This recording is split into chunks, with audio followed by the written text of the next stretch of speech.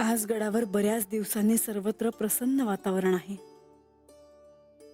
तुमची मला आठवण झाली नाही असा एकही क्षण कधी गेला नाही, पण आज मला तुमची खूप आठवण येते आहे. तुम्ही नसताना गडावरील हा हळदी कुंकू सोहळा मी कसा पार पाडणार आहे कोणास ठाऊक.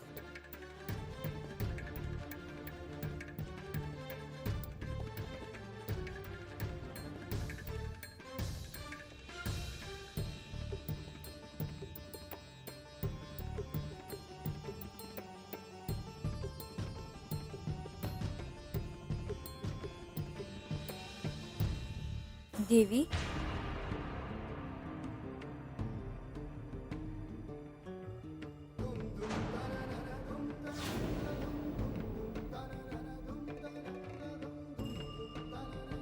देवी,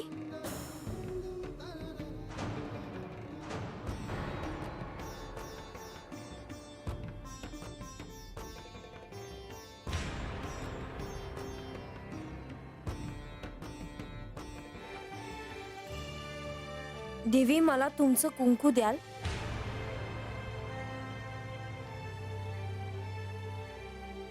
कोण आहे? कोण आहे इकडे?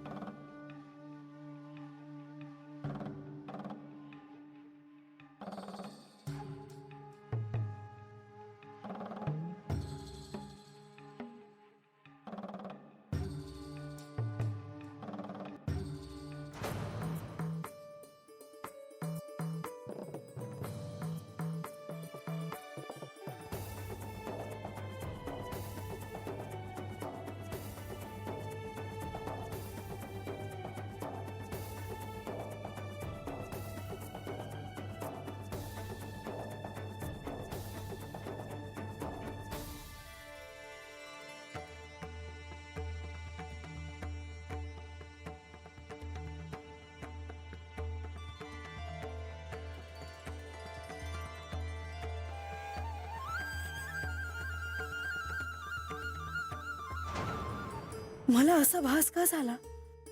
हा भासच होता की माझ्या मनाचे खेळ? माझ्या सौभाग्याची विभागणी खरंच होणार आहे की काय? पण पण शेवटपर्यंत हे होऊ नये म्हणून मी प्रयत्न करत राहीन. चैत्र गौरीचा हा समारंभ मला खूप आवडतो. हो, मला पण. पण चैत्र गौरीचं हे हळदी कुंकू तुम्हाला का आवडतं? हा तर स्त्रियांचा समारंभ आहे. कारण ह्या समारंभात पन्ह आणि आंबेडाळ खायला मिळते.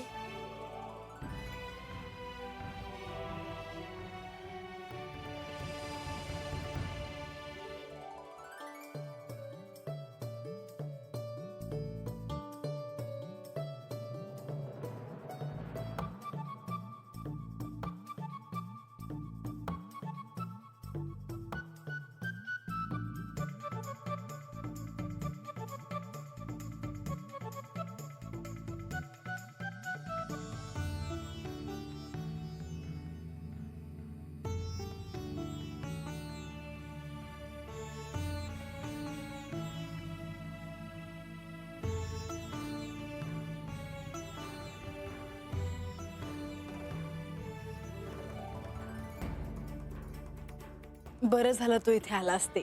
हो, मला पन्ह आणि आंबेडाळ पाहिजे आहे. हो, देणार ना तुला. भरपूर केली आहे ना?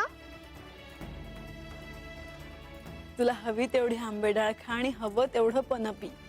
हो, चालेल. दिवसभर चैत्रातलं कडक ऊन असलं तरी रात्र छान वाटते आहे. हो, या निमित्ताने गडावरचं वातावरण प्रसन्न झालं आहे.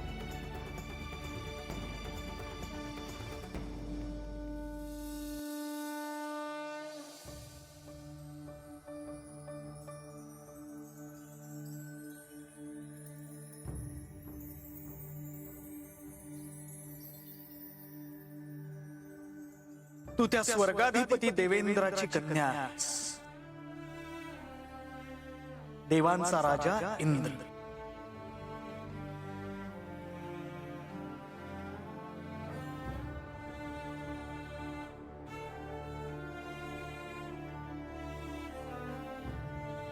ज्याने तुला स्वतःच्या हाताने लहानाची मोठी केली, त्या बापाचं काहीच दुखवू नकोस.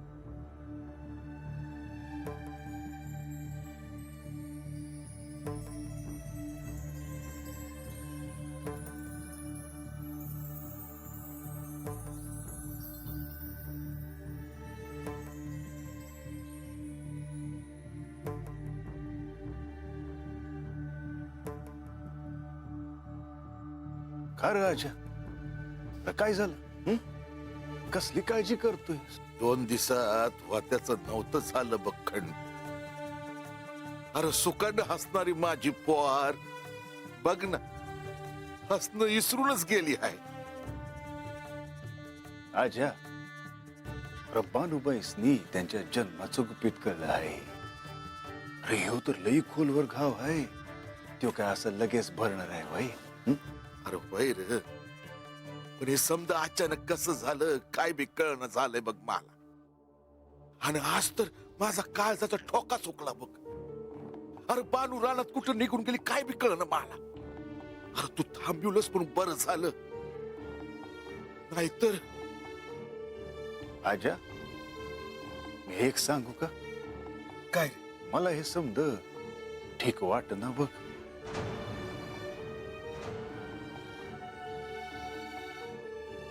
म्हणजे? त्याचं असं आजा, बानुबाईंच्या ध्यानात आलंच असेल त्यांच्या जन्माचं गुपित काय आहे ते.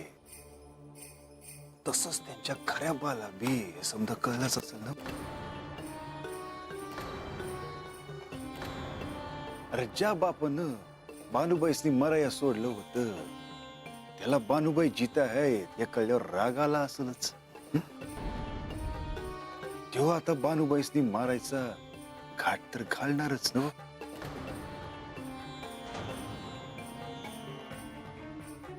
आता अरे भ्यायचं काही काम नाही. अरे आपण समधी कष्टपायी आहोत. अरे काय बी झालं तरी आपल्याला बानुबाईसनी जपाय हवं. अरे जसं बानुबाईसनी या समध्यात ना आपल्याला बाहेर काढणं गरजेचं आहे, तसंच बानुबाईसनी जपणं बी गरजेचं आहे.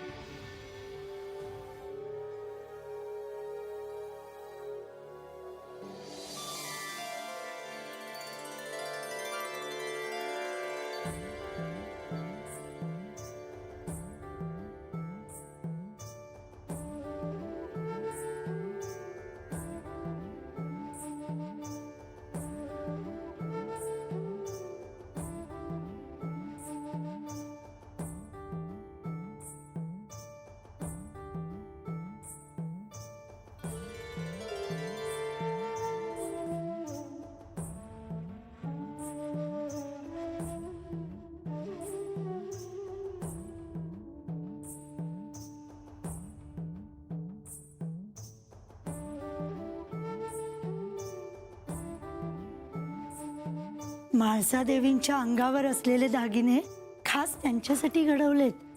असे दागिने कुठेही पाहायला मिळणार नाही. अहो सोन्याची जेजुरी ही काय कमी आहे त्यांना? ते झालंच, पण त्यांनी परिधान केलेलं वस्त्र पाहिलं का? असं विणकाम कुठेही दिसणार नाही. उंची वस्त्र आहेत, दुर्मिळ दागिने आहेत, पण सौभाग्य आहे का त्यांच्याजवळ?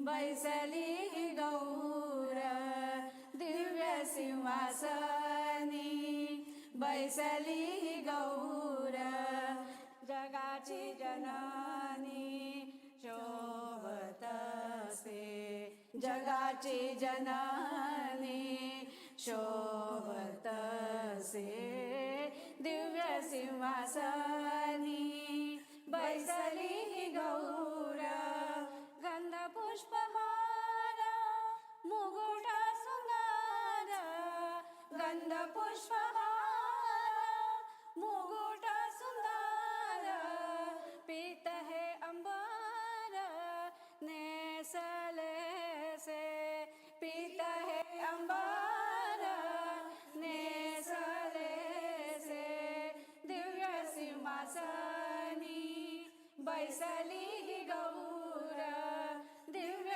सिंहासनी बैसली गौर चला सयान पूजूया ग चैत्र गौर पूजूया चला सयान पूजूया ग चैत्र गौर पूजूया चैत्र गौरीची पूजा मनोभावे करूया फुलामाळांनी सजवूया ग चैत्र गौर पूजूया चैत्र गौरीच्या पूजेला सोनचाफा मोगरा चैत्र गौरीच्या पूजेला सोनचाफा मोगरा गुलाब पाणी अत्तर गौरीला वाहूया पंचामृताने पूजूया ग चैत्र गौर पूजूया पंचामृताने पूजूया ग चैत्र गौर पूजूया चैत्र गौरीच्या पूजेला सुवासिनींना बोलवा चैत्र गौरीच्या पूजेला सुवासिनींना बोलवा हळदी कुंकू अत्तर गुलाब प्रसाद देऊया हळदी कुंकू अत्तर गुलाब प्रसाद देऊया आंबा डाळ कैरीपणे हरभऱ्याची ओटी भरून मान त्यांचा करूया हरभऱ्याची ओटी भरून मान त्यांचा करूया चला सयानो पूजूया ग चैत्र गौर पूजूया चला सयानो पूजूया ग चैत्र गौर पूजूया पहिला प्रसाद तुला.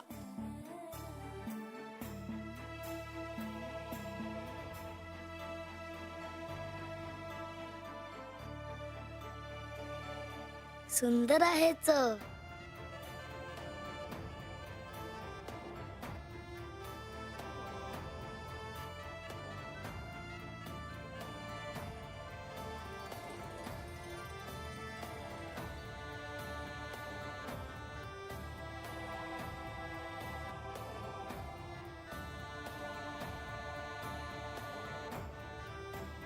खूप छान झाली पूजा.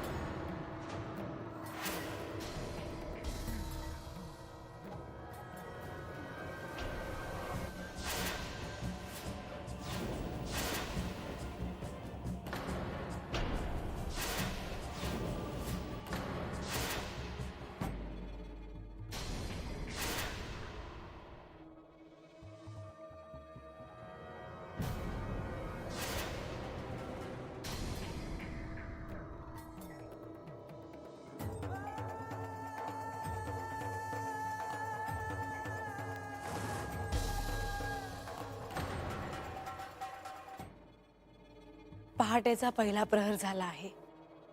आकाशात सूर्यदेव लवकरच प्रकट होतील. तुम्ही सगळे आलात, चैत्रगौर जागवलीत. मला खूप आनंद झाला. आम्ही जे तुमच्याबद्दल ऐकलं होतं त्यापेक्षा प्रत्यक्षात तुम्ही खूप वेगळे आहात. हे चैत्र गौरीचं हळदी कुंकू आम्ही आयुष्यभर विसरणार नाही. लतिका, जेजुरीगड उतरून पायथ्यापर्यंत जाण्याची सगळ्यांची व्यवस्था कर. देवी, मी तुम्हाला पहिल्यांदा बघितलं. बाईला बाईचं दुःख कळणार नाही का? कसं आहे ना, बाईचं कुंकू आहे तर सगळं आहे. आवश्यकतेपेक्षा जास्त बोलता आहात.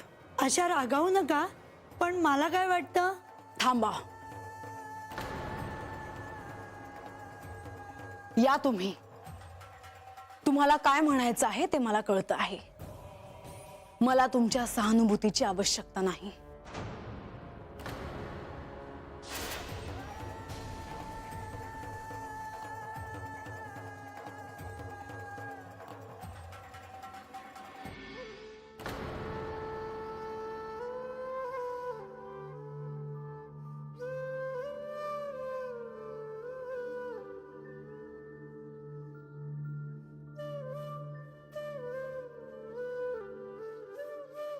पाहिलत ना, मी माझे दायित्व नाही विसरले. मी प्रत्येक ठिकाणी बरोबर असते. मी प्रत्येकाच्या भावनांचा विचार करते. पण मला काय वाटत असेल, माझ्या सुखाचं काय, हा विचार कोणीच का नाही करत? म्हाळसा, तुम्ही जे सहन करता आहात, तुम्ही दुसऱ्यांसाठी जे करता आहात ते सगळ्यांना कळतंय. परंतु आपल्या आजूबाजूला काही व्यक्ती तरी अशा असतातच ज्यांना हे समजावून सांगता येत नाही. पण हे माझ्याच बाबतीत का घडतं? तुम्ही जेजुरीच्या सिंहासनाचं पद भूषविता आहात. जिथे श्रेष्ठत्व असतं तिथे गौण गोष्टी असतातच. तुम्ही दुःखी होऊ नका. देवी, मला सगळ्यात जास्त त्रास या गोष्टीचा होतो की माझे सौभाग्य माझ्या जवळ नाही. यात माझी काय चूक? मी मनापासून प्रेम केलं, मी आकंठ भक्ती केली, माझ्या देवाला मी माझे सर्वस्व वाहिले. मी कसलीच प्रतारणा केली नाही, मी असत्य वागले नाही. हे कुणाला कळतं आहे की नाही? तुम्ही म्हाळसा आहात. सगळ्यांच्या मनात तुमच्याबद्दल आदर आहे, प्रेम आहे. तुम्ही तुमच्या जागी अगदी योग्य आहात. मनात कसलाही संशय येऊ देऊ नका. तुम्ही म्हणता आहात तसं असेल तर बरं आहे, पण मला प्रत्येकाच्या दृष्टीत काहीतरी वेगळं दिसतं आहे. हिचा पती हिला सोडून प्रेयसीकडे गेला, हिचा पतीच्या जवळ राहत नाही. ही किती कोपिष्ट आहे. ही असली कसली पत्नी आहे जी मान वर करून पतीशिवाय राहते आहे? म्हाळसा, तुम्ही असा विचार केलात तर त्याचा त्रास तुम्हालाच होईल. तुम्ही श्री मार्तंड भैरवांच्या अर्धांगिनी आहात. असं दुःखी होणं तुम्हाला शोभत नाही म्हाळसा. तुम्ही खूप धैर्याने पुढे जात आहात. ते धैर्य आता सोडू नका.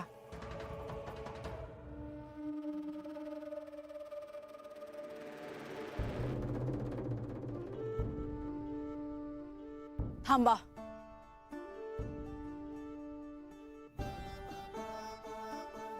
हळदी कुंकवाच्या निमित्ताने तुम्ही सगळ्या इथे आलात. माझे सौभाग्य माझ्यासोबत नसूनही मी हळदी कुंकू केले. माझे वैयक्तिक दुःख मी बाजूला ठेवले, कारण या जेजुरीच्या सिंहासनाचे दायित्व माझ्यावर आहे. तुमच्यापैकी काही स्त्रियांच्या दृष्टीत मला माझ्याबद्दल सहानुभूती दिसली. ती मला नको आहे. माझे दुःख झेलण्यासाठी मी समर्थ आहे, आणि त्याचबरोबर माझ्या प्रजेवर दुःख येऊ नये म्हणून मी समर्थपणे उभी राहणार आहे. कारण मला माझी प्रजा आनंदी झालेली पाहिजे आहे.